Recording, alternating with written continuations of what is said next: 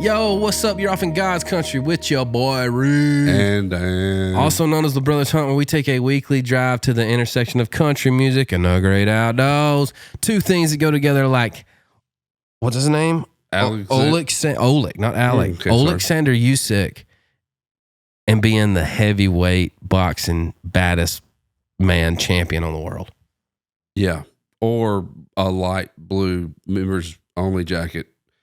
And Stephen Wilson Jr., he looked good in that. Brought to you by MeatEater. And two things that go together like Tacovas and this podcast. Tacovas, sponsoring the show now, baby. Tacovas, Sponsoring the show now, baby. Got the brand new lizard skin downer on my feet. walking in Tacovas, baby. You know you can't be beat, cause Tacovas is sponsoring the show now, baby. Yeah. Can we get a round of applause right there, Ray, for that Tacovas sponsorship? Mm-hmm. Stephen Wilson Jr. Wow, he's cool. Oh my goodness, he's Smartest cool. guy I've ever seen. Smartest guy I've ever talked to or seen. Mm-hmm. Man, just what a story. Incredible background. Boxer, could knock anybody out at any given time. Inspiring writer. Inspiring songwriter. Songs are inspiring artist now too, man. Yeah, inspiring human. I mean, he's got a great story. He worked hard.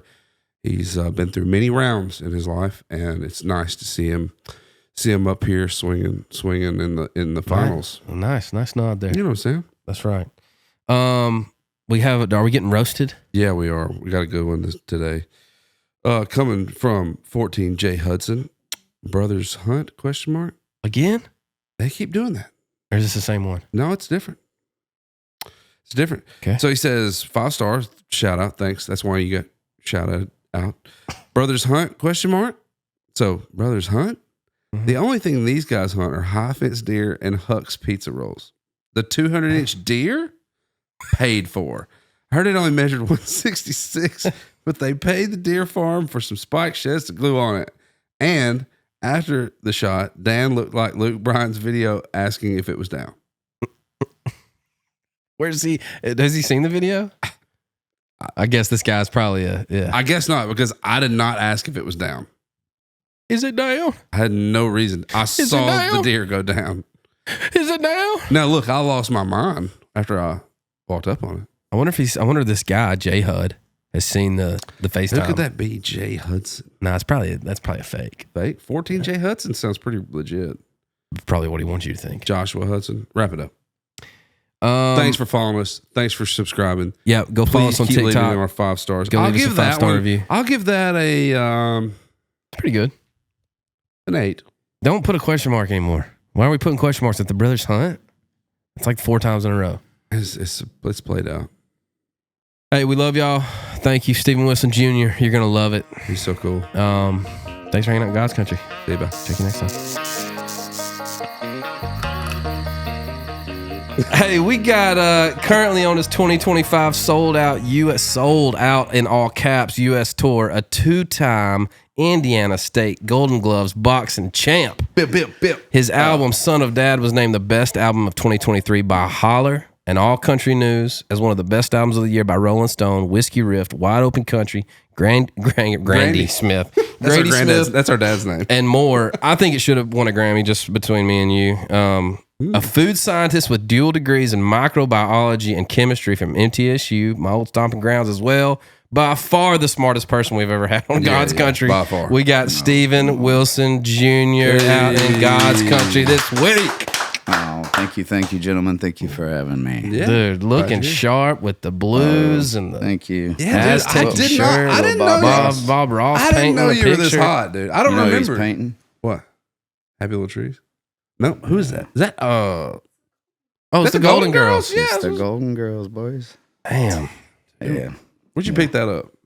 I don't remember. Somewhere a long time ago. What I really love about it, though, is that it's actually not Bob Ross.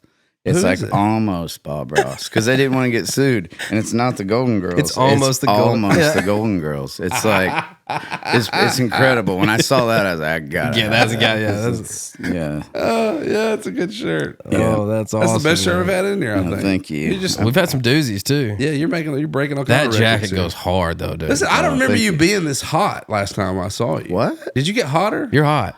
Oh, nah. No. You've been working on it? I'm just, What do you do to be so hot, Stephen? I box a lot. Mm. I do that. That's the only thing. And That'll make you our, hot. our shows are pretty gnarly. Mm. They're pretty high energy, so they keep me in shape, I guess. But I would never consider myself hot. But thank you, boys. Congratulations. You made it. I'm very flattered by y'all. So you've been grinding on the road, like you were saying. Y'all, how many shows a week y'all play? About 4. Do you? Yeah, and then we kind of come home for a couple days and then get back after it. Feel It's that. it's been a fun new reality, kind of pivoting from the songwriting life to Sure. the touring life. It's quite different, I have a new sympathy/empathy for artists. When I used to roll into rights and an artist was like 30 minutes late, I understand it maybe more now because like they'd been out busting their ass all weekend while I was like hunting. I was in a deer stand or something, and then riding Monday through Friday, and they're out there working. But yeah, it's like Sounds like you're talking about you and us. yeah, no, That's I'm exactly talking about what- me and Yeah. you, Sure. just because I've been in both seats, and it's a really cool new perspective to have on it. Is this your first time really touring, like here lately? Yes, sir. Well, as a country artist, Yeah. for sure, and within this realm of how we do things, and I was in indie bands for quite some time through college, and so I did a good amount of touring, like the van and trailer touring, basically, playing for nobody. Yeah. And The grind. just really a road grind. I did that for a couple years before I got into my science career.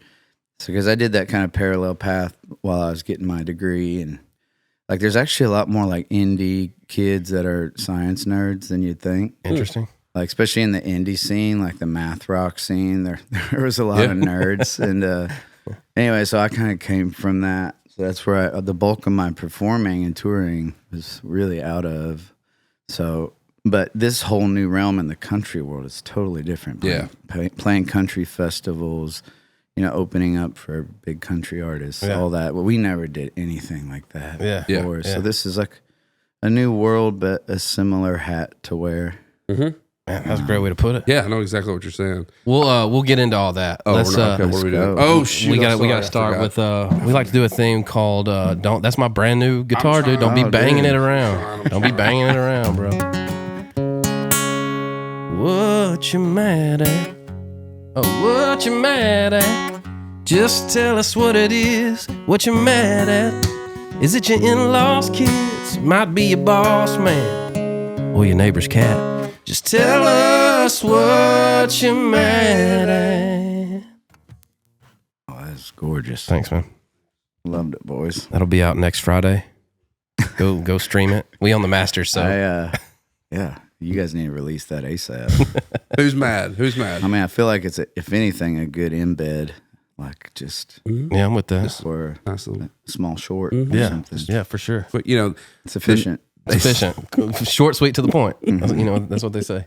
the new radio song is 30 seconds. That's what I heard. Yeah, they've done. What I heard. We went from 31.1 31.1, right. If you yeah. keep it Yeah, between it's that 31 and sweet 33 spot. seconds, is Yeah. they're really looking for that. That mirrors the attention span of the listener. Start with 2025. Start with the hook. I don't know if you know this, but it's all science. Yeah, it's A chorus, outro, algorithmic. end. That's it. Pre-chorus, outro. Stop talking That's it. about it. What are you mad at? Bro, I'm mad at people at gas stations that pull into the gas spot and then get out and go inside and don't get gas and just park there. You know what I'm saying? I do. I'm mad at that. That happened to me the other day at I was about to Huff's. say that down happened there. to you lately. Yeah, at Huff's. And I was like, fumes, bro. You were fumes. I'm one that I will I'll run out of gas probably twice a month. Twice a month seems way That's too probably much. stretching it. That was probably to get a shock effect. Probably twice a year. Yeah. I'll run out of gas. Oh, I'm so sorry. I know, dude. I've done tough. it many, many times. Yeah. Same. Have you ever thought about the next time that happens, if they have like just the push, you can get to their gas easily, and if they're on the gas side, I guess you just go fill up their tank Oh. and just blow their minds. And just be like, sorry, I was trying to help you get out Yeah, of Trying that. to help you No, get out I'm of here. just I needed trying some to- gas, so I thought you might need some. Yeah. Obviously, you need a gas, right? 'Cause Yeah, that's why a you good call. parked here. That's what I'm gonna do next time. I mean, it's an expensive bit, Right. but It's it a might be bit worth it. Yeah, no doubt. It would- Might teach them a lesson. Definitely be worth it. For sure. I don't know. You mad at anything? Am I mad at Cheyenne for anything? Can't think of anything really. I talk about her every week. It feels like. Yeah, Dan's either traffic or his wife. I'll tell you this: I got a new puppy, and I'm not mad at her because she's too sweet to be mad at, but she's giant. She's like a giant puppy, so she's probably mid 40s pounds, and she's 18 weeks at this point. So she's gonna be a giant. What breed? Bulldog, American Bulldog. Yes. Love them. I'll never go back. I love them so much. I love Bulldog. We're pit people. So, but man, she's nippy, right? She's nippy, and then like it's fine for me. I have like a 7-month-old, and whenever she comes around, I'm excited to see the 7-month-old. I have to just, Yeah. So I'm mad I'm mad at her teeth are so sharp. Griffin, Yeah, especially them puppy teeth. God, my all they 2 got. my 2-year-old says, Iris likes to play rough, but she's not trying to bite me. I just have to pop her on the nose and say no. yeah, she's I'm like, yeah, that's right. Because she's so huge, everything is double, right? Yeah. Like when she jumps on you, it's double or triple what a normal puppy. So she's puppy. She's figuring it out, man. She's like, if I was a 4-year-old, Yeah. I'd be on your nerves, bro. You know what I'm saying? Yeah. If I was I'd be jumping in punching your you in the lap, face, too. if I was jumping in your lap and pulling your hair and biting you on the cheek, you'd be like, bro, get this giant. You bit me exactly. So I'm not really mad at her. I'm just kind of like, how much longer does this last? You know? Yeah, it's frustrating. We got to bite her. Do you? Yeah, she'll bite the shit out of you. Really? Just walk up and bite the shit out of you? Probably if you walked up to her, If I she did. wouldn't like probably run up to you to try to bite you. But What kind of dog is she? she's we got the DNA thing done on her, so she's half German Shepherd, quarter Pit Bull, quarter Siberian Husky. Nice. Oh I man, found her near the river, and she's like wild. She's a wild feral animal. Mm-hmm. And how old was she? we estimated maybe 4 to 6 months based off her teeth, but she was super malnourished, really mistreated, super scared of humans. Like it took me hours to get her in my car, but she was so like desperate. The fact somebody can drop a puppy off on the side of the road by the river blows my mind. Dude. Yeah. Blows my mind. Yeah. Those people need some help. Yeah, it was. Yeah, she had a bad life before me. So like we have a lot of grace for her. sure. Her aggression towards just. She's an incredible guard dog. Though, I gotta Yeah. say. Hell yeah. But and she loves us, and she's honestly one of the best dogs I've ever had. Outside of like you just got to be careful with who she's around. Sure. And there's just some dogs that are like that. Yeah. I think we all grew up with people that had dogs like that. Like, yeah, Product don't of go the- out in the product- backyard. Like Nate Bargatze has a great joke about that. Like, don't go out there. Don't go out back. There's a wolf out there. And I mean, I got bit by all my friends' dogs. I don't know if you did as kids. Yeah, I got Like, bit by dogs. Yeah. Yeah, like they just. Product of the raising. Hey, you man. want to go out back and play? You go play. You get bit by their dog. Yeah. That's right. It's part of it. You remember Flash? Oh yeah. Freaking dog bit me one time. So we used to have a neighbor had a giant, or it wasn't giant, it was just a basset hound. You got bit by a basset hound? Yeah. Interesting. I fell On its ear. and it was like, I called It him. would fall on its ears. That's how long his Yeah, ears were. just- He was like, Yeah, what do I do caught with on, this? floppy. I guess I just bite it. But it wasn't like a bad bite. I was just kind of like, get off me, dog. Yeah. You know? I feel that. Mhm. Anyway, I love dogs. You mad at anything? Oh man. Pick anything. Man, what frustrates me is when you're at a gas station or something and someone's paying for something, and they take the purchase is complete. Mm-hmm. The goods are in hand, Mhm. And then they just start putting all their stuff away. Oh, Like in a purse, it's all got to be back in before they get out of line. They can't just move over and just do that. slide. There's plenty, just slide. Just hit a yeah, slide. dude, just get out. Oh, I need a receipt. They got to get their receipt, get it put away. I wish it was in their okay. special little pocket. I wish it was okay to nudge While I somebody. wait. It was just like, really? Yeah. That really irks me. We're at a gas station. That means we're in a hurry to get somewhere. We don't want to be Even here. if I'm not in a hurry, it's like, Yeah, get out of the that's way. like 10 seconds of my life I'll never get back. Time is Ain't no money, doubt. dude. You know what I'm Yeah. saying? You got to keep it moving. I don't know. I just feel like it's inconsiderate. You know? Yeah, it is. There's a lot of inconsideration going around out there, guys. 2025. Yeah, and sometimes when people back into parking lots when they don't need to, sometimes with a truck you have to. There are moments when you need to back into a parking lot. For sure. But when you obstruct the flow of traffic to No back doubt. in, For 3 minutes. Inconsiderate. like it's six of one, half Yeah, dozen. why? It is. Why are you doing this? Yeah, why? There's no reason for this. Yeah, you're going to have to back out eventually, you know. Yeah, you're going to reverse. Yeah. And sometimes that's even harder to get out of a parking space when you do that than just pulling up in the bitch. Yeah. I don't think it's easier. What happens is like, you're coming behind them and they're like, no, I'm backing in. You're just like, Wait, so I need to back So up I gotta now? stop. There's somebody I gotta behind back me. There's somebody up. behind you. You're gonna run Mhm. over somebody. Yeah. Now everybody's That's right. scared. Lawsuit. Yeah. People are grabbing their kids. Somebody's going to jail. It's not good for anybody. Unnecessary. That was a great segment. I love that. That was a great what you mad at. What you hey, bad at would be a good one too. Just throwing that in there. What you bad at? What you bad at? Let's do that. What you bad at? You know what I'm bad at? I'm bad at bowling. I'm bad at basketball. I'm pretty good at like most things, like sports It's like true. things. Straight up. Bowling, I'm like my 5-year-old could probably like contest my score bowling. It's rare that I get over 100. I'm not great at bowling. Bowling's either. hard. Jordan, what am I have bad like at? a random great day though. I Do will you? say like I don't know how. Like what's You like the a strike of highest- genius Like where right I've quick? just like thrown like 7 strikes in a row. I don't know. I've how. never done that. Oh, I've done that before. But then I'm like have the worst game ever. So Why are you it's so very bad at inconsistent. basketball? Why are you so I just am. Like, and I grew up in Southern Indiana where everybody's Hoosiers everybody's County, at dude. least decent at basketball, and I was so bad. I hated it, and I hate basketball. It's the squeaking of the shoes. There's so much. If you just sit around and listen to all the squeaks, it's millions of Drive you squeaks. insane. It's You gotta block the squeaks out, Squeaks dog. get you. It is that. It is that. I mean, it's just That's good. That was good. oh my god. Millions of squeaks. Maybe we should all squeak, and then it'll sound like a The basketball. squeakiest sport. Yeah, it's just Yeah. brutal. I could see how that would be annoying. And then if it's that's just what you like focused on. the ball's here and now the ball's there. And look at the ball. And it's just, Do you like other sports at all? You like any other sports besides boxing?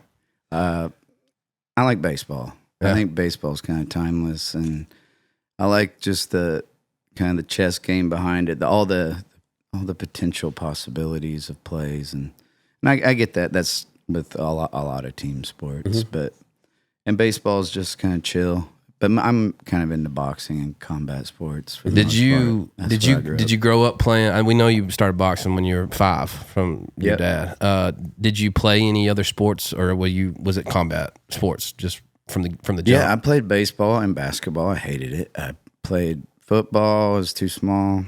But I actually liked football, but I just wasn't any good at it. Yeah.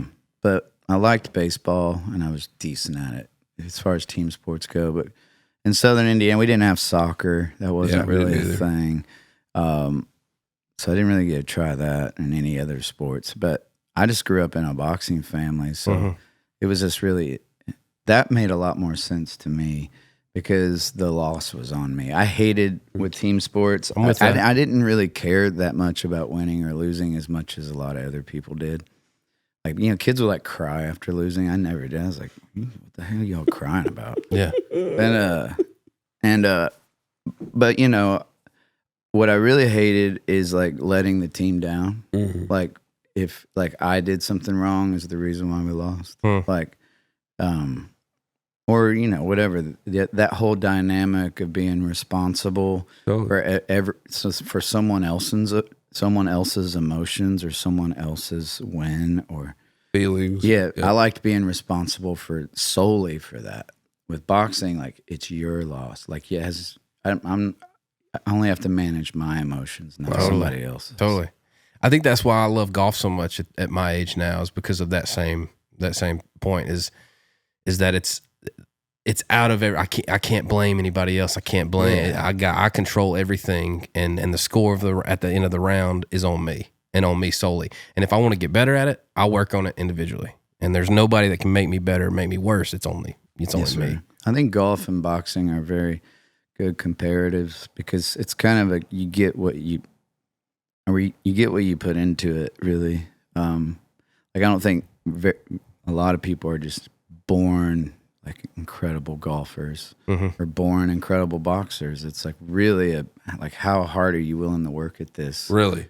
To get good at it. I mean, I'm asking because I don't know. Because I think some people have more natural like athleticism than others. Sure. But at the end of the day, like boxing is, there's some people that can throw a punch. Very technical. Don't get me wrong. But when you get into boxing and the technique, it takes so much. It's a lifetime of training. Already. And same with golf, from my understanding. Right. It takes like how many Repetitive hours are consistency. you willing to put into this? That's it's exactly really right. going to determine how good you are. I feel like any champion could be made if they were determined enough and I had were no willing idea. to. I had no idea boxing was that. I think so. I mean, there's some people that may argue with that, but I think coming obviously from you a need to- two-time Indiana Gold Glove state champ, I don't think let you me can argue correct with that. That my dad was, because my dad and I have the same name. Like he was a champion. I did fight in the Golden Gloves, but gotcha. I wasn't like a two-time champion. Gotcha. But like me and my brother, I was a runner-up. I almost won the championship, but I got to the championship, and that was gnarly. But my dad actually, he won it a couple times. He was in it like 4 or 5 times in a row. Because my dad was like a baby, raising a baby. He was 18, 19 or so, 19. Jeez. Yeah, when I was born. Wow. So he was 24 fighting in the Golden Gloves, and I was like 4 or 5 watching him do that. So like he was really young still. That's all you knew. So yeah, I was watching him do this like crazy shit. Like year after year after year after year, and because he really couldn't do it professionally anymore because of the obligation to parenthood and whatnot. Yeah, that's really what he wanted to do, is go be a pro boxer. Man. So your brother, I didn't know you had a brother. How was he, older or younger than you? He's a year and like 4 months younger. We were like Irish twins, so perfect sparring partners. Our first fight was each other, first sanctioned for real fight. Wow. Because they'd have kid fights open up for the adult fights, so we would open up for my dad's fights. Paint me a picture of what this looks like. So you've got, are we talking like small? Are people in the audience? Are they like, is it huge deal? Is it little deal? I mean, what are we talking? These are at these PAL clubs, Police Athletic Leagues. Okay. So they were actually ran by the police of Indianapolis and Louisville and Cincinnati, all that. And usually that's where they would sanction these fights. They were usually kind of dinner tables around them. Wow. Cigar smoking. They were always packed. Wow. So ticketed events, like ticketed suits kind of deal. So people love seeing people get punched in the face. Yeah. Sunday. Like a lot of probably cops and commissioners and whatnot. And then there would be like 12 fights. Like think of it like a bill, like a festival bill. Yeah. But of the 12, like the first 3 would be kids, and we would be in that first 3 or whatever. What age are we talking about? 6, 7 years old. And so my brother was probably 6 and I was 7 when we first did our proper fight. And we couldn't find another kid of our same Did you knock his ass weight out? class. So they were like, hey, you guys just want to fight each other? Oh, we beat the hell out of each other. It looked like rock'em, sock'em, like robots. It's just like nonstop punching. It's hilarious.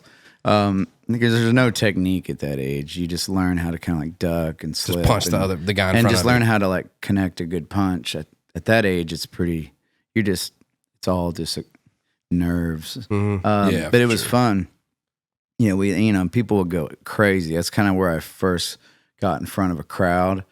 Because they're like, boxing crowds they're kind of like rabid. Ruthless, yeah. Yeah. And, bloodthirsty, man. And it's red and blue. It's color coordinated. So you'd have like red headgear, red gloves, and this red band around your gloves to signify your corner. Yep. red corner, blue Red corner. corner, And I think there was a lot of under the table gambling going on based on the enthusiasm of which they were yelling these colors. They'd be like, red, come on, please, red. Knock him out, red. Like, Dear for God, the love red. of God, red. Like, For my kids' sake, for my red. kids, red. Knock him out, red. And, they just be screaming your color. And you just hear these colors being screamed. Interesting. And, like, knowing that you're red, you're like, well, I better start swinging. Jeez. And, but yeah, that was a lot of it. And I remember cigar smoke and the smell of rubbing alcohol. And yeah, it was just, it was kind of a feral event, but really like well organized. And then we just do that every year. A lot of like the Golden Glove preliminaries were held at these kind of PAL clubs. And so yeah, that was kind of our life growing up. It's what we did on the weekends. And my dad would go beat the shit out of some dude, and we'd go home, or he'd get the shit beat out of him, that's and what I then was beat gonna- the shit out of the dude. That's what I was going to ask. I've seen him like have to like peel his eyes open in the morning just to see us. So how does that? I mean, I've never watched my dad in a fight. Like how do you, as a child, process? I would assume you would be like, you would get mad about somebody punching your dad in the face. Yeah, I remember like getting mad about it, but you get, it's just part of it. So what would he say after losing a fight? What would he? How would his? I mean, he demeanor would be? always be bummed out about it just as a competitor, but he was always good with it. Like it wasn't like super devastating. See, that's what's to so him. crazy to me about that, because I could see how if you're playing, like if me and Reid were playing golf and I beat him, which would never happen, but if it did, That's right. If it did, like he would be pissed off about it. But like coming from like a fighting standpoint, I would assume there would be so much more emotion involved. Yeah, well, there's so much preparation. You get ready for like 6 months Right. for that whole One fight. thing, for one fight, Wow. or like one set of fights, a series of fights. So you spend half the year getting ready to like kind of fight for a few months. Like it's usually about a month and a half or so. Like, depending on how many people are in your weight division too. Like that's really how it all happens too. But Is there any fight you look back on, either you were in or your dad were in, that just resonates? You can remember exactly how it went down, either winning or losing? yeah, I remember all my fights very well. Yeah, they're. I remember getting hit really hard. I remember the crowd looking like a kaleidoscope. I fought this dude in Kentucky once, it was like a warm up fight for the Golden Gloves because I needed actually a couple more fights to get ready for that one. But so we drove down to Kentucky and I weighed in and everything, and my opponent didn't show up. It happens a lot in boxing. Either they get sick or they don't feel like they're going to make weight, so they just don't show up. Yeah. Or they just chicken out. It happens Yeah. all the time. Sure. And a lot of people don't want to fight people. Right. Fighting another man kind of sucks sometimes. It's crazy. Yeah. I can't imagine. But anyway, this was this situation. We drove 2.5 hours or whatever, and then this other dude, he was like a good like 20 pounds heavier than me. His opponent didn't show up. Well, what do you know? Perfect. It was like, and he was from Kentucky. He didn't really drive far, but he wanted to fight. It's like, do you want to fight? Like, it's just kind of gonna be like a catch weight fight. But I needed to fight somebody. You're ready. You're prepared to fight somebody. I'm ready. I Got your drove mind all right. that way, Yeah. and I really just needed like, experience in the ring. Yeah. And I had to fight this dude that was way bigger than me, and I beat him. I beat him in the fight, and but the first couple rounds, the first round especially, I was like, I really put it on him. Like he was just not a really good boxer. He was just a big puncher. Mhm. Really big puncher. Like he was trying to kill me. Yeah. And if he'd have connected, probably might have. yeah. Yeah. And but I had really good defense. My dad taught me how to duck before he taught me how to punch. So, and I really enjoyed making people miss. That was like my game. I loved it. Like more so than even countering. But I would counter, and I was doing a great job doing. I cut his eye really bad, and it was he was really upset about it. He's getting really emotional. You could tell he's really frustrated, and he just didn't have the boxing skills. Yeah, and then the third round, you could tell his corner. I remember my dad telling me his corner's telling him that this is it. What does that mean? You're about to get beat by a smaller guy if you don't knock him out. If you don't give him hell, and he came out with hell in his eyes, and he just swung and swung and swung and swung, just didn't stop, and I couldn't dodge all of them. So I got hit with 3 or 4 really clean punches by him, and that's when I saw the kaleidoscope. I was we locked up for a second, and I was holy shit! Everybody was just like, gosh, man. And I recovered in 10 seconds, but he was so gassed from his burst that he couldn't even hold his hands up after that. Didn't have nothing left. And then I could just kind of coast out for the next minute and then finish the round. And he may have arguably won that round because of that, but maybe. Yeah. But I definitely beat him the first 2, so I won. So it was wow.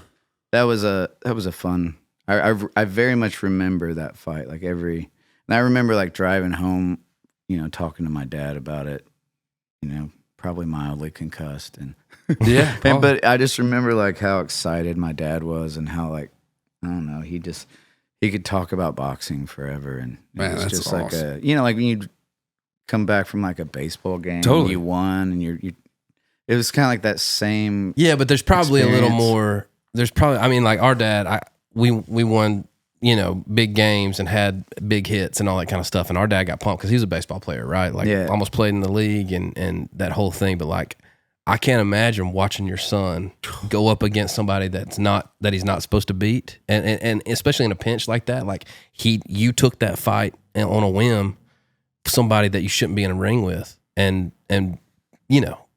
won. Yeah. Freaking came out on top of that. I can't imagine. Oh, dude. I would be pumped ecstatic. As a dad. Yeah, he was pumped about it. I remember that. That was kind of the basically the theme. And, he was my corner man too. So, it probably, it's not just some random kid. It's his son, No doubt, man. He's it probably sucked. Yeah. For him to watch me get hit like that. Oh, sure. And be like, damn it, I could throw the towel in any minute and end this right now. Sure. Yeah. Yeah, it's a dynamic I never really understood as a kid until I got older. And that's pretty intense. Oh, I can't imagine. All right, we got to get a little game for you. I'm just gonna say 2 names and you say who would win in a boxing match. Okay. Okay. And we're not gonna no discussion about it. You just say this guy would win, this guy wouldn't win. Okay. Trump or Biden? Legit boxing match. I'm not talking about a president. We're not trying to go viral right here. Now. Right now. Not age to age. They walked in and just right fought now. right now. Ding ding right here. Man, my money's on Biden, dude. Okay. I'm with that. Yeah, I think he might come out and just, I don't know. Go old man wild. I don't think Trump can fight. Yeah. Yeah, he looks a little I don't know. soft. I think people that talk about how good they can fight are the ones that almost always can't. Love that. Take that to heart, I've people. never heard a politician ever talk about how much they can fight besides Trump. Does he talk about how you can fight? He does. Yeah, he does. does. He talks about how he's a great fighter, and I'm like, That'd be a usually sold out means paper for you. Can't fight. Yeah. Beautiful. Okay, here we go. I don't know. Okay, Not right to get into now, that. right now, Tyson Holyfield. Oh shoot! Right now, Tyson. Yeah. Still. Yeah. Aldine, Luke Bryan.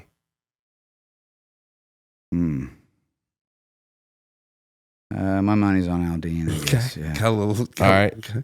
Hardy or Morgan? Shit. That'd be a draw. Okay. Scrappers. I think that's a draw, dude. Couple scrappers. All right, Luke Combs, Jelly Roll. Jelly. Yes. Sorry. I was hoping you would Dude, say Jelly's that. a I'm going former Combs. boxer. I'm going He and Combs. I talked a lot about Oh, really? boxing. Yeah. Oh, I think Jelly would pepper him. Oh. All right, Megan Maroney, Laney Wilson. Laney. With that. Miranda or Ella Langley? I'd say Miranda. I'm Yeah. sorry. I would too. All right. I love Ella. I don't know Ella enough. She's scrappy dog. She's scrappy. Yeah, I'm sure she's she is. She's I feel like Miranda is too. Me too. She's Alabama scrappy. I'm just saying. Elon Musk or Mark Zuckerberg? I think Musk. Yeah, I would too. He's got a big chest. yeah, he's all chesty. like Yeah. chesty. Yeah. Zuckerberg's been he's working into out though. jiu-jitsu. He's in the gym, He's dude. been doing the thing. Yeah. Yeah, he might throw him in an arm bar or something, but I feel like Elon might just body slam him or something. Okay, weird one. Mickey Mouse, Donald Duck. Donald.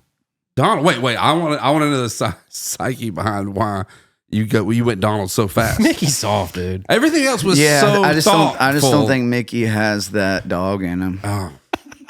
Yeah, he's got that mouse in him, bro. Yeah, he ain't got that duck in him. Yeah, wait.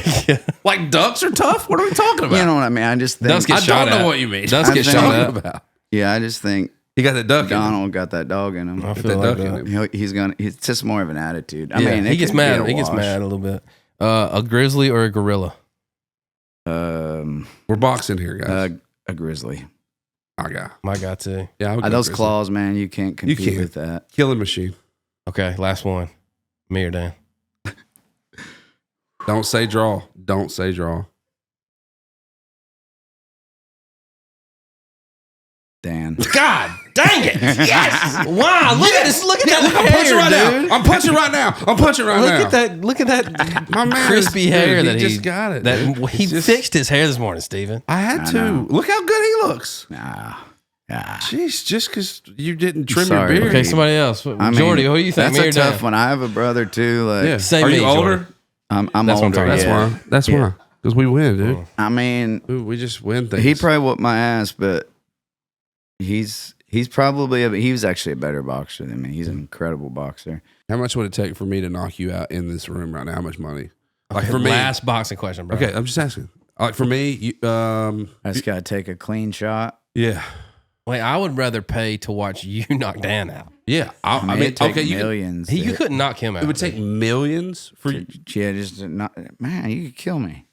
Well, no, I couldn't. I'm just saying, You look at see those arms, dude. They Okay. couldn't kill you. 16s. It doesn't take a lot. They can to buy hurt tobacco now. somebody. Listen, I'm just saying, like, that's what I'm wondering. Like, everybody has a number, right? Like, if somebody walked in and said, "Okay, I'm gonna knock you out. Will you take $500,000?" I would. Yeah, I'd take that. yeah. I'm just wondering what the number is. What's yours? Like, get are you knocked gonna out? land on like a mattress? Sure. You put a after? mattress behind me. Okay. Yeah. I Yeah. understand the conditions. There you go. I'm not gonna hit my head on a hard. No, floor you're if good. you We're knock putting me out. everything. It's just like you get a knockout. I mean, I'm talking about West ankle. Like, Boom.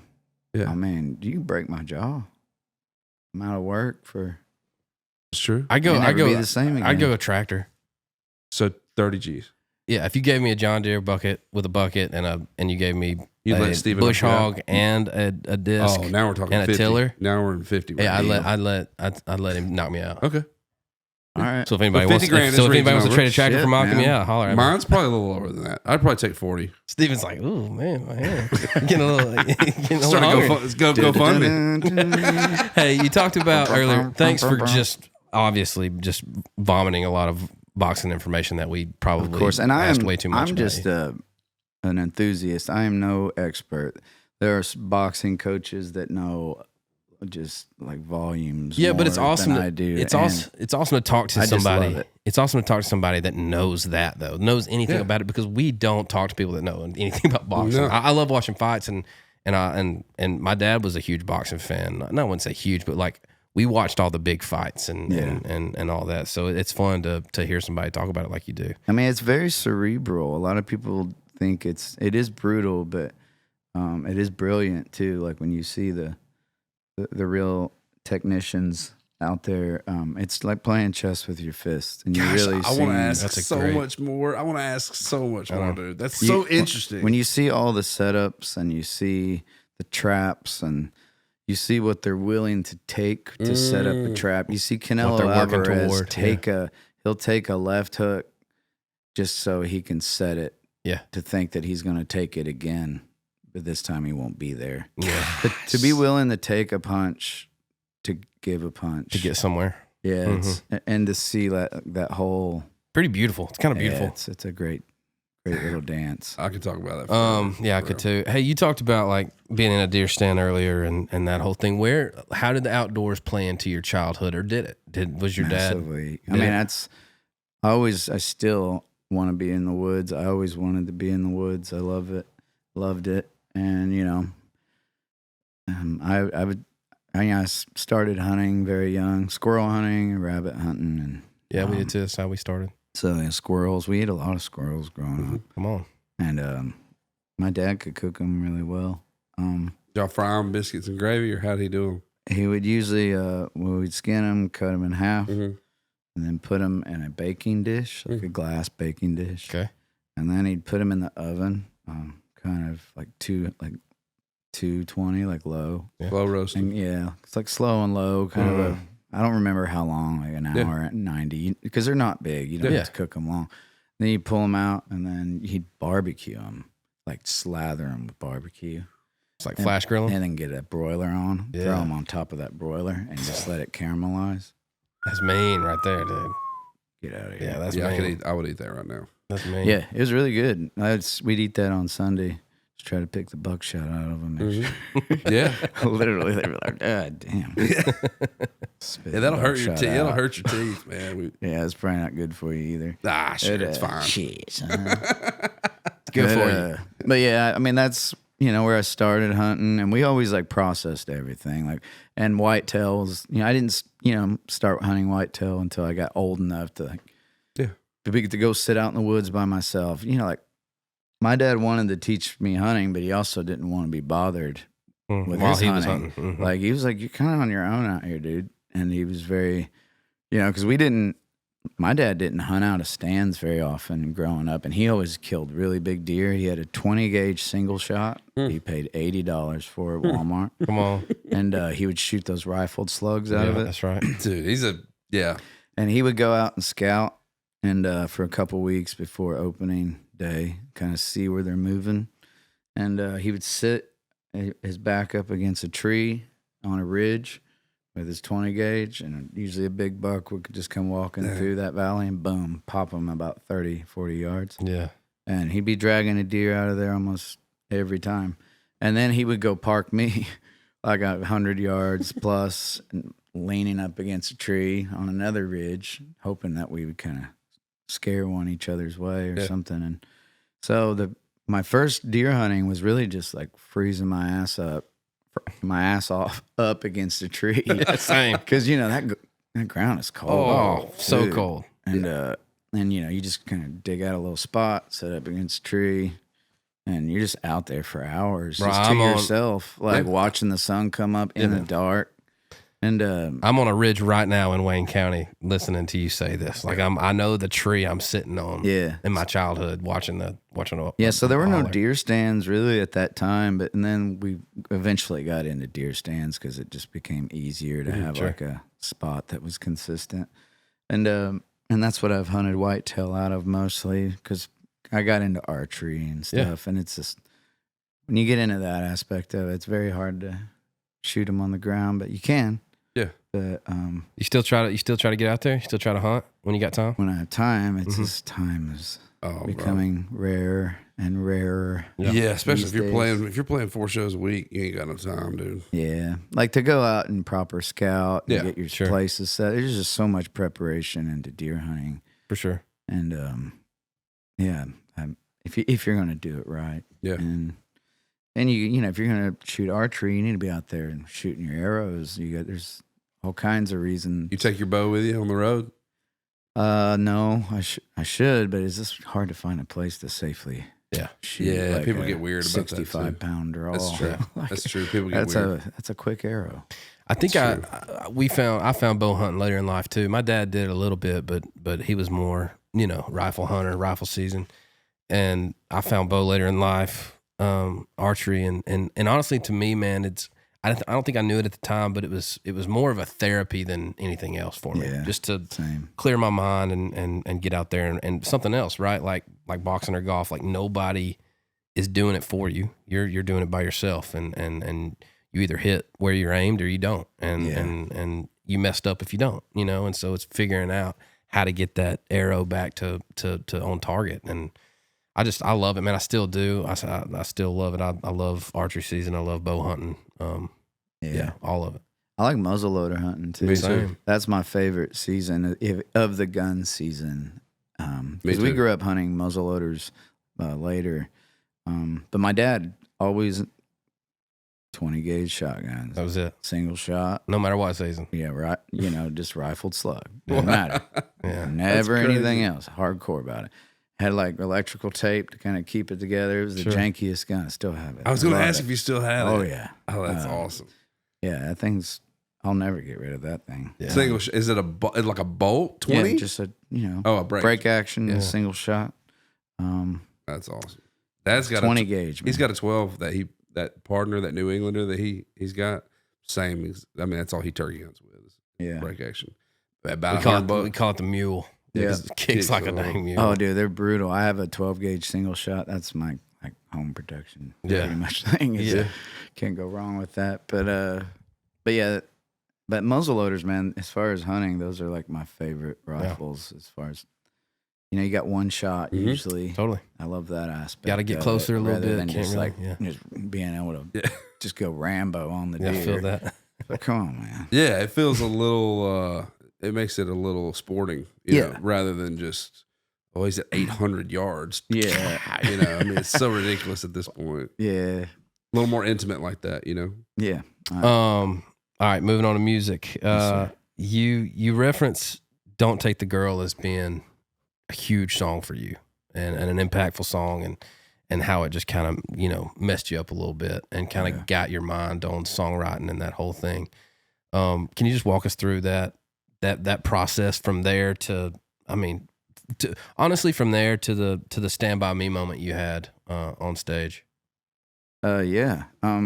Well, that's a hell of a path, by the way. Yeah, that's a long. We're talking about the 20 years. Yeah, on the road again.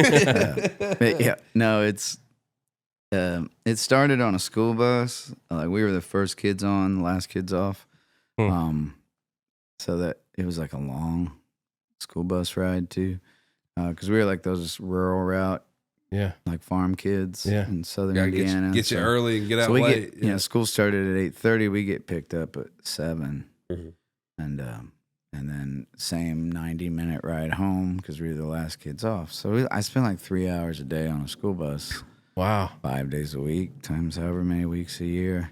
A lot of time. I went to school, and it was just straight up 80s and 90s country, and like sometimes classic country. The whole time, there's no way you're going to listen to anything else. Yeah, bus radio. Okay. Driven by a farmer, wasn't going to be anything else. Yeah. And crazy to think how much that just random, literally nonverbal. I'm not sure if he said 2 words to me in all those years, or to anybody for that matter. He's just tough ass farmer. Yeah. And school bus drivers are kind of, they're probably not in real life. They might be, but like as a kid, I would ride the school bus from middle school to my buddy's house, or actually elementary school. Then we'd run to my buddy's house, and that's where we get picked up. But I was always afraid of them. There was always like this mystical, like you're just like, do the thing. Don't say thanks, just dip or run it as fast as you can. My dad was a school bus driver, so I had like a lot of respect for him because he'd drive the bus as well, do the morning and afternoon route to kind of, it was his side hustle working at the shop. But anyway, so I had like a revered bus drivers. My dad made sure I was always respectful to the bus driver. So I always had that kind of fear. And this dude was like tough. He was a farmer, and he's super sweet. He'd always be nice. And I think he got on to us a couple times for being ornery, for like fighting or whatever. But other than that, he was just stoic. Yeah. And just like had country music on, and I'd listen to it. And Don't Take the Girl came on one day and just made a mess of me. And, my mom, I had a lot of concerns about my mom as a kid. She was in some like dangerous relationships with other men, and she lived in Tennessee. And so I was always just like terrified that something bad was going to happen to her. And when that song came on, I was able to like copy and paste for whatever reason. That song had nothing to do with my situation. I was able to copy and paste the characters of it for like 4 minutes. It was like a little miniature movie, like Absolutely closure was. and everything, like the Absolutely whole thing. was. And I was like, "What the hell just happened to me?" And that was like my song just happened. That's when I realized, oh, like this music isn't just sounds and beats and notes and rhymes. It's like they're experiences. There's like something bigger to it. And that was like when I say I got song bit, like when you kind of you at least start to recognize the mystery of it, and then you decide later whether or not you're willing to chase it. But that was kind of where it all began. And then fast forward, I just started writing poems, on the side. Like I used to catch my mom writing poems, like on envelopes and junk mail. And so I just started doing that. That's where kind of my songwriting began, because that song seemed like kind of poetic. It had like these stanzas. Sure. And Different moments of time. I can still see the music video in my head right now. Yeah. I mean, that was 30. How am I? I'm 41. That's 30 years ago, basically. yeah. See, it's interesting. It's interesting that you can see the actual video, right? Yeah. See, I can't. I couldn't tell you but I know what the music video to me looks like. I know my scenarios of that song in my brain, and it's probably not even close to the video, but they're there, and that's crazy. Yeah, I'm in that same boat, I think. Like it was almost like my own movie somehow. Like, I was the star of it, or and I don't know how that all happened. It was like a crazy alchemy, a science that I didn't understand. Yeah. And but was kind of determined to, or at least try to. I don't still. Yeah. Same with everything you just said. I mean, even as a kid, I wanted to figure out why it meant so much to me. Why it, I mean, even songs. I mean, I'm singing Garth Brooks songs, about some old lady and him having sexual relations, and I'm 8 years old. You know what I'm saying? I remember that song. I mean, and singing it as hard as I possibly can. Why does something like that relate? I hadn't been through anything like you were just saying about don't take the girl. It wasn't even had nothing to do with your certain situation, but like those songs are relevant, and as a kid, you're able to just like place yourself in those tunes, man. And I mean that's why those kind of tunes are iconic, cornerstone moments in your life, Yeah, and then I found out they were written by these Nashville songwriters, Larry Johnson and Craig Martin, and I found out much later actually that like wow, people are getting rooms in Nashville and write these songs that kind of changed my life. How does that all go down? And so the mystery of Nashville was that's when it presented itself to me. And I used to drive through Nashville. My mama lived in Smyrna, and we used to drive through town. I'd always be like, we would go by, and I'd be like, "That's somebody's writing a song right there. That's where the songs are, man." And it was like Songtown in my head. Yeah. And so that's just so when I graduated high school, I was like, how do I get as close to there as possible? And so oddly, my mama moved back to Indiana, and I went to MTSU. But I lived in Nashville the whole time, and I got a science degree. So I was like a microbiologist and a chemist, and did that as a job. Played in indie bands. Was the food plant you worked at, was that the one off of 840 down in Spring Hill? Yes, sir. That's the one that is the Mars food plant. Yeah, it wasn't fully developed when I was working there, but I was working there while it was being built. So Okay, gotcha. I never actually got to step foot in it functionally, but I remember when we were building it. I had my own lab on the outskirts in Williamson County. I liked my lab. Can you drop like one little quick gross food fact for us? That like something we should not eat ever in this life? Please don't say Doritos. Like just a product. Sure.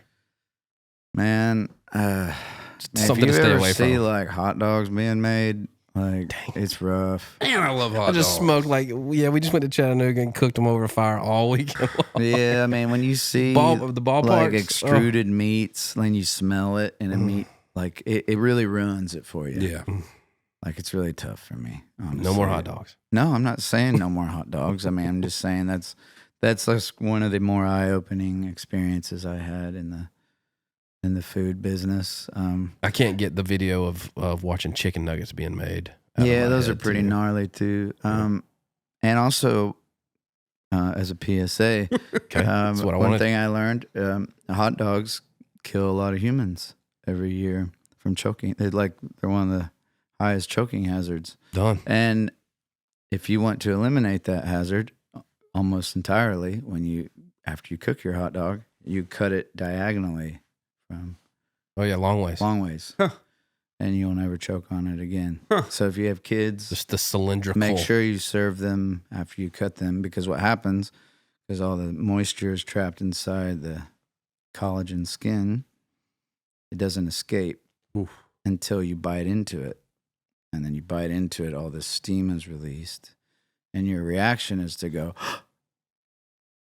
and the hot dog is like the exact negative space of a trachea. Jeez. So it's the perfect device. This is what I wanted. This is Noted, what I baby. wanted. Noted. Yeah, for sure. That's crazy. So cut them, everybody. Cut Yeah, your cut hot your hot dogs. It's easy. Yeah, it's I'm easy. not like, Doesn't use take your any time. thumbnail, whatever. That's right. Yeah, Don't whatever. die over Cut your hot dogs. Yeah. man. Jeez, they're not Terrible, terrible Don't way let- to go. Don't let a hot dog kill you. They're not that good. Oh, he looked at the camera to say that. Okay, can you talk about, so that's your songwriting experience a little bit. Can you talk about the Stand By Me moment you had and kind of how the switch happened? Yeah. Well, that song always like scared the hell out of me. Excuse me. I don't know why. Sorry, I've been singing all weekend. My you're voice good. is kind of Bro, you're good. thrashed. But yeah. For ever since I was a kid, that song had this haunting ability behind it. I don't fully know why. And I would just be playing it in my living room. Occasionally I would play it in these like little bluegrass jams. I used to just kind of go sit in bluegrass circles and just pick. But sometimes you need a standard to play. And they'd be like, "Hey, you got something to play?" And I'd be like, I got this weird Stand By Me thing I do. So I'd throw it out and we'd all jam on it. That's the only time I really ever would play it. I don't know why I was playing it, and I played it just like the way I played it. I didn't really set out to kind of recreate the vibe or the chords, or it was just like, this is how it went to me. Yeah, that's how you heard it. Yeah, This is how I hear it right now. Yeah. And my dad had died, and it destroyed me. Yeah. As it would. It was sure. a big old dose of devastation. And I had this songwriter festival I was playing in Deadwood, South Dakota. It was like 2 weeks after he died. And I had canceled it. I wasn't going to do it because, and the guy that runs it understood, and it wasn't a big deal. But he was like, I don't know. I mean, if you want to, you can still just come up here and hang out. You don't have to play songs or anything. It's in like the Black Hills, and it's like really healing, kind of spiritual territory. I think it might be really good for you. I'll still pay for your flight. Your flight's already paid for. You can still whatever. What a nice come. guy, dude. Yeah, he's a great Jeez. guy. And he's like, if you feel like playing songs, play songs. Yeah. If you don't. No. Yeah. Bring your guitar anyway. You never know. Something might come. And so I brought my guitar. But I was like a shell. Hardly slept in a week. And, Yeah. I was in bad shape. And I did end up playing like around there and just kind of got back used to singing in front of people again. And it was like, okay, it's all right. And then at the end of the festival, they had like 1,000 or a couple thousand people from the town that would, from the festival, the patrons would gather in this room, and all the artists and songwriters of the week would all do a cover. And they they flew in a band from Nashville. It was like Derek Wells. And, Or like a real and, band. Yeah, like The band. a serious band. And Yeah. Abby Roth. And and a number of musicians. And you just basically send them your song. They'd learn it, and we'd all play it. Everybody did a cover. And I was like, man, I don't know a lot of covers. I've never been in cover bands. Yeah. I didn't have much outside of this Stand By Me thing I've been playing in my living room. So I did a quick work tape of it in the hotel room and sent it to the band. I was like, it's a little bit different, yeah, but this is it. And this is how it goes to me. And they were like, they charted it. It was no, for them, that's a no-brainer. Right. Mm-hmm. And they just laid in the cut and got up there and played it. And it was like a spiritual experience for me. It felt like a bit of it was a moment of great clarity of what I was supposed to be doing with my life from that point on. Because I never thought of myself as a performer, an artist, a singer, or whatever. I just wanted to be a songwriter. And my dad, he would listen to my work tapes and be like, "Why don't you just go sing them? What are you doing? Waiting for somebody else to sing this. Yeah. You sound fine." And I'd be like, "Yeah, but I don't do that." Mm-hmm. I'd argue with him. And I was like, and in that moment, it's like, he's like, it's time to do that now. Wow, man.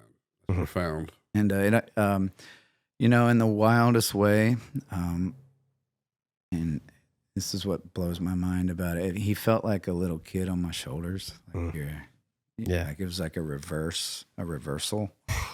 Yeah, it was. He felt very, very close, and it was like, honestly, like a drug. Like they say, like heroin addicts are like always chasing that first thing. So I think that's you doing now. I'm doing now. That's what I'm doing.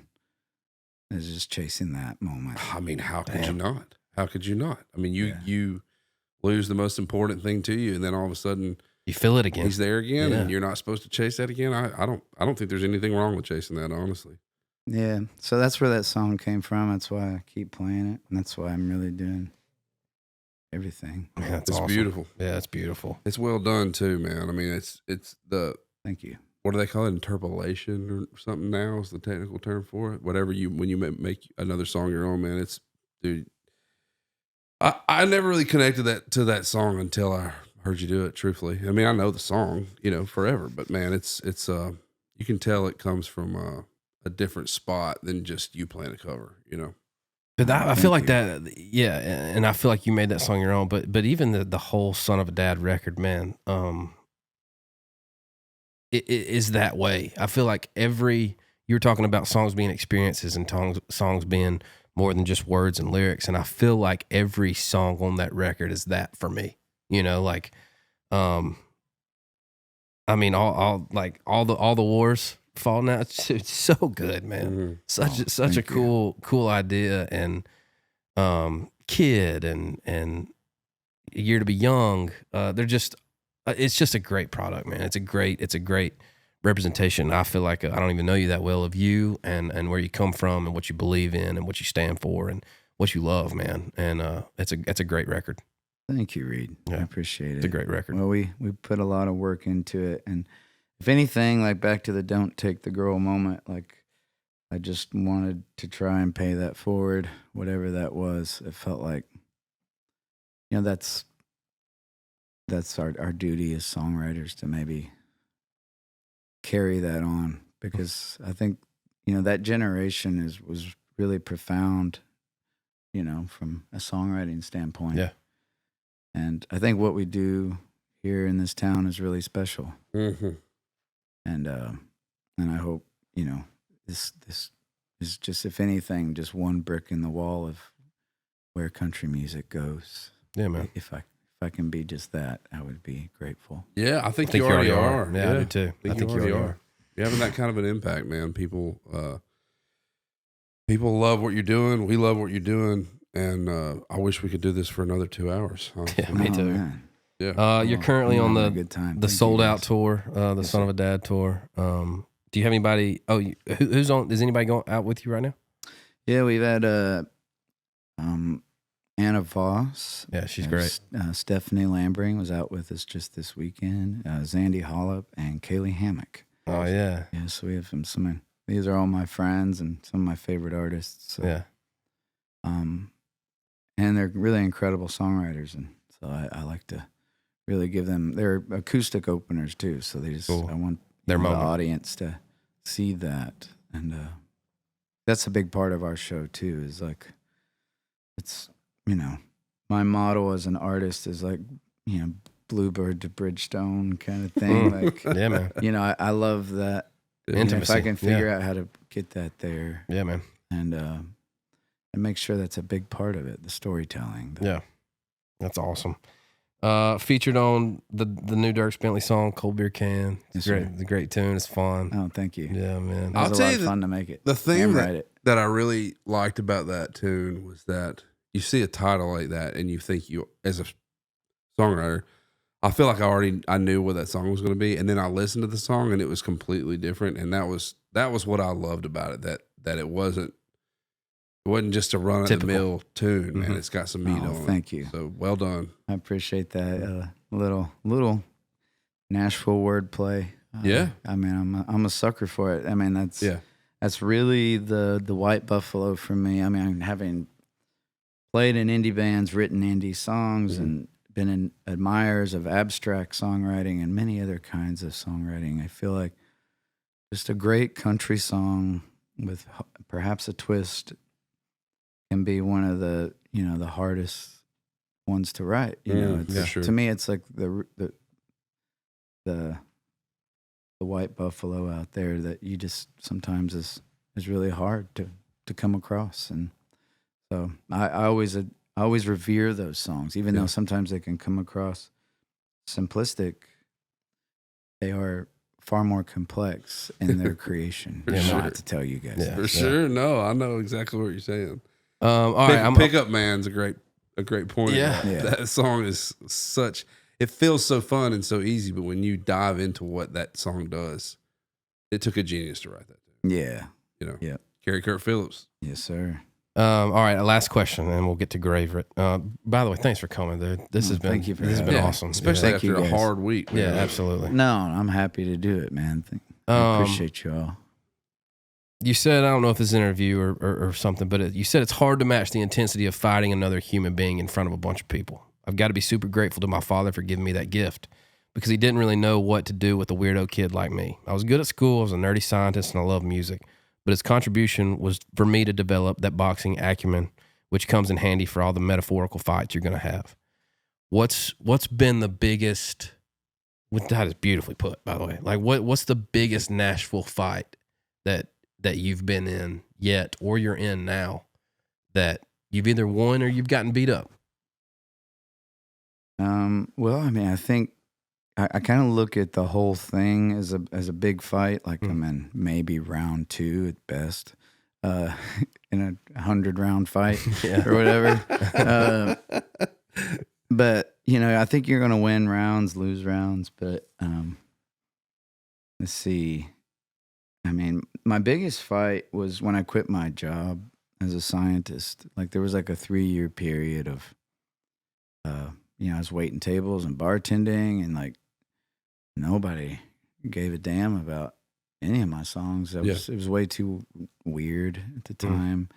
I was just trying to be a songwriter too, and so really kind of persevering through those 3 years was probably the real hardcore. That was the 10-8 round that kicked my ass hard. But I it was like a storm. It was like a storm I had to battle through, and everything from like waiting on my old colleagues at Mars. After I quit my job as a scientist, I had this great job at Mars. And, Golden handcuffs. We read about it. Yeah, and I, now I'm waiting tables, and they would come into a restaurant that I was working at. You got to wait on them, and how's the music thing going? Great. Here's your curly sweet fries. tea. Yeah, exactly. And I was working like fine dining or whatever. Do you like some more on sweet tea? You want lemon with that? Rascal Flatts put a song on hold. Yeah, and they didn't at that time. Not even that. Like I didn't even have like a publishing prospect. I had nothing. Like it was just like hoping somebody would write with me at that point. And then I really just kind of jumped off a cliff and didn't really have any prospects lined up. But I knew like if I did that, like just out of sheer desperation, I would maybe connect something together, because I wasn't able to do it like parallel path to my science job, because it was just, that job took up so much of my bandwidth. Yeah. So I was like, well, I got all my bandwidth now. But you still got to work. You still got a family. You still got to make money. And I made good money, you know, waiting tables and bartending. I just had to work like 80 hours a week and like Not a lot of time write for- every day and then work every night. Impossible. And then work every weekend all day long. Yeah. And then, you know, write Monday through Friday with anybody and everybody that would. And that's one cool thing. And then you got to go to like, you know, writers' rounds to meet writers. You got to go to everything. It was just kind of like nonstop for 3 years. Mm-hmm. It's hard for me to even like recognize that guy. Sometimes I'm like, that dude was crazy. Yeah. At that time. But you got to do what you got to do to get in the ring, man. I mean, it's like you got to. But sometimes, it's kind of like taking that fight in Kentucky. It's like sometimes you just got to go right. Show up man. and see what You gotta happens. Show up. Mm-hmm. Yeah, exactly. I mean, I don't recognize that guy that was fighting Kentuckians. I don't, you know, that guy is like crazy. I'm like, God. But, you know, then I look back at that guy that quit that job and did all that for 3 years until like this guy named Chris Oglesby at BMG heard one of my weird songs and literally signed me on the spot. Wow. And it pretty much changed my life from that point on. Yeah, I'd say that's a round you won for sure. That was 10-8 your way. Yeah, and full circle, my first cut, it ended up not getting released, was by Tim McGraw. Yeah, that's pretty cool, isn't it? Yeah. Pretty poetic. Yeah, and it was thanks to Mr. Oglesby. I'll never forget the day I had this work tape. I'd just written it, and he got to the first chorus, and he was like, his eyes were like got real big. You know, he's like a man of few words, so he just like grabbed it and just took off running, and they were pitching in for McGraw upstairs. It's for what it's worth, wasn't it? Yeah, it was for what it's worth. Yeah. And then Missy was up there and he played it. He's like, you got to hear this right now. Mm-hmm.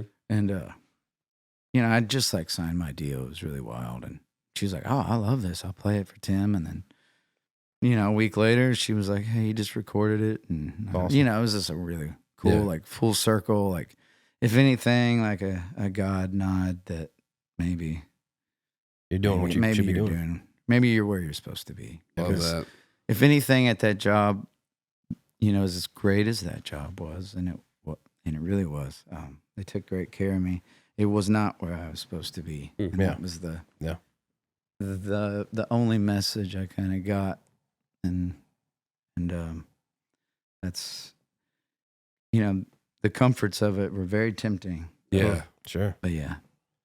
Well, my nod is not anywhere the affirmation that God's is, but I can tell you, I believe you're right where you're supposed to be, man. And I think the world, I think the world of music, period, not country music, but just the world, the listeners of good music are finding out about you now and finding out about your songs, and I think you're touching lives across the world, man, across the planet, and I appreciate, you know, what you're doing and the songs you're writing and the truth you're telling.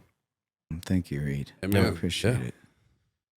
We do a gravorite thing at the end, just a cornerstone song for you, which it might be "Don't Take the Girl" or it's obviously "Don't Take the Girl," but I mean, there's another one. There's "Stand by Me." Those, but don't use those. Oh man, It's the song you love. Oh man, a gravorite song that's like just had a profound effect on me. Yeah, just some sort of impact. My Name is Jonas by Weezer. Yeah. Yeah. Like that's that. the Blue album, isn't it? Yeah. Yeah. I'll tell you a weird story. I think the statute of limitations is okay on this. Okay. For sure. The only time, like I've never stolen anything in my life. And I never will. Like it's just not part of my dad just hated thieves, and like it was just not something you could ever do. But I heard this song, My Name is Jonas, on the radio one day, and it stopped me in my tracks. I was like, what the hell is this? I have to hear this again. And I found out it was on the Weezer Blue album.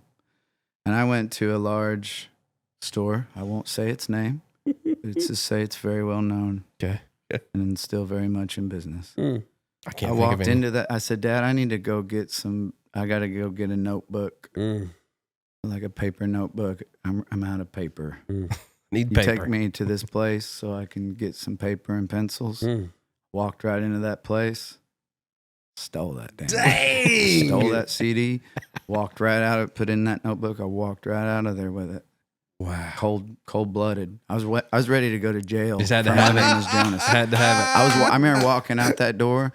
It slid open. I was just waiting for that buzzer it. to go Do off. to me what you need to do. I'm ready. I'm ready for it. I'm willing to take it. Come on, man. And I walked right out. Nothing went off, and I was like, You know what? I bet over. so I've stolen. Did you take the CD out of the cassette? Like, did you open the plastic? Did you open the plastic? And Yeah, take they the get that little like barcode off. That's a good I call. did some shady shit to get that out of there. It's shady. But I was like, that's how much that song profoundly affected me. I was willing to go to jail, get my ass beat by my dad repeatedly. Yeah. Like it would have been bad. But it would have been bad, but Worth it. that's how much that song.